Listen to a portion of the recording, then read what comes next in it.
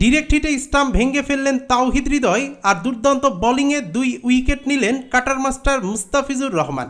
এদিন চতুর্থ ওভারে মুস্তাফিজ প্রথমবারের মতো বোলিং আক্রমণে আসলে প্রথম বলেই 4 মারেন কুশাল মেন্ডিস। তবে ওই ওভারের চতুর্থ বলে কুশাল মেন্ডিসকে বোকা বানান মুস্তাফিজ। সব মিলিয়ে ব্যক্তিগত প্রথম ওভারে মাত্র 6 রান দিয়ে মুস্তাফিজ তুলে নেন কুশাল মেন্ডিসের উইকেট। আর 11তম ওভারে বোলিংয়ে এসে 2 বাউন্ডারি সহ 10 রান দেন মুস্তাফিজ।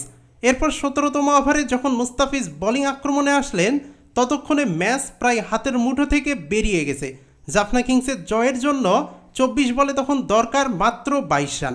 এরপর মুস্তাফিজ প্রথম বলে 1 রান দিলেও দ্বিতীয় বলে তুলে নেন দুর্দান্ত ব্যাটিংয়ে 50 করা জাফনার অধিনায়ক চারিত আসালাঙ্কার উইকেট।